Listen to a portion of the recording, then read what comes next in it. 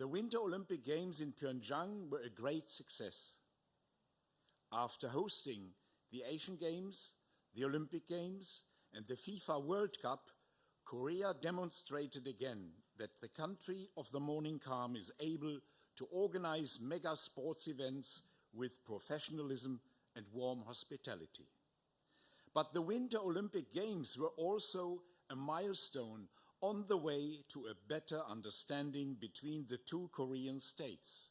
The great dream now is that Korea will host the Olympic Games in 2032. Can sport contribute to the peace process? Ladies and gentlemen, I'm standing here as a citizen of a country that was also beset by the fate of division for 40 years until 1989. And you ask me, were the awareness of belonging together and the will for reunification preserved or even promoted by sport? What role was accorded to the joint German Olympic teams? Can we learn anything from the German experience and, as it were, apply it, so to say, to Korea? As an historian, I'm very careful. History certainly helps us better understand the present, but it is not the basis for a reliable prognosis of the future. History does not repeat itself. Additionally, the political traditions and circumstances in Germany and Korea are quite different, not to mention the mentality of the people. I have no patent formula and will abstain from giving recommendations and advice. Instead, I would like to provide you with some information and allow you to draw your own conclusions. In the course of the political confrontation in Europe, in 1949, two separate states were founded on German soil. The Federal Republic of Germany, with its capital in Bonn, and the German Democratic Republic, whose government established itself in the Soviet sector of Berlin. While the Federal Republic was a parliamentary democracy with an open society and a free market economy, the GDR was a people's democracy along Soviet lines with a planned economy and heavily restricted sovereignty. In 1955, the Federal Republic joined NATO, while the GDR joined the Warsaw Pact. Thus, the line of division between the large political camps in Europe ran straight through the middle of Germany. As early as one day after the founding of the Federal Republic, a National Olympic Committee was set up in Bonn on the 24th of September in 1949 that claimed at once responsibility for the whole German sport.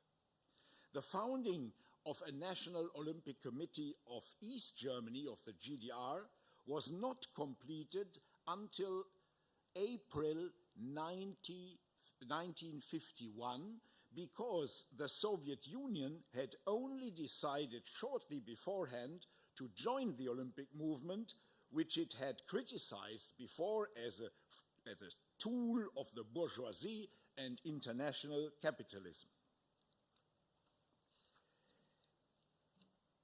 At its session from the 7th to the 9th of May in 1951 in Vienna, the IOC pronounced its official recognition of the West German NOC and requested the representatives of the NOC of the GDR to send its athletes to Oslo and Helsinki under the umbrella of the West German NOC.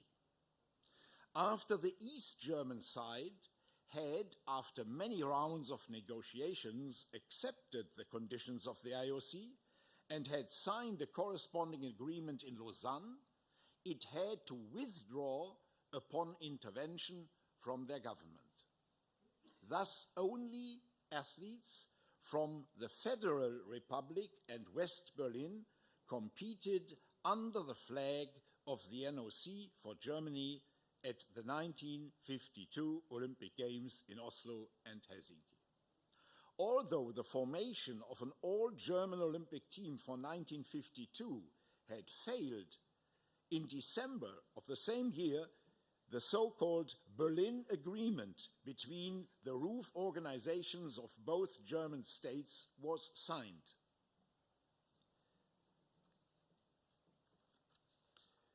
On the basis of this agreement, there developed in the years following all German sports relations and of considerable size, even at club level.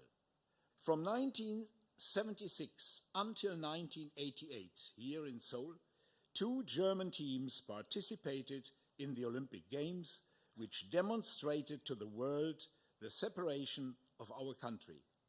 Nevertheless, in the year 1974, the sport organizations of both countries signed a contract regulating the relationship on a formal level. The formation of the all-Germany Olympic team was not an instance of ping-pong diplomacy, which might have preceded the inauguration of political contacts, because in spite of specific difficulties, political and economic relationships between both German states were intensive and more flexible than in Korea. Athletes appreciated the existence of a common team, but on the other hand, criticized the tough qualification competitions and the cut of their contingents, both of which stood in the way of their participation in the Olympic Games. If you have only one team, you have only 50% of the opportunities for athletes to compete. By the end of 1990, the unification of the umbrella organizations and federations in East and West was complete. At the Olympic Games in 1992 in Barcelona, for the first time since 1964, a unified German team took part. I have a request to Professor Kang. Come up to the stage. I would like to present something to you. This is an original piece of the Berlin Wall, and I hope that one day also the wall which divides North and South Korea will fall down, and this is my hope. God. Oh, thank you. That is my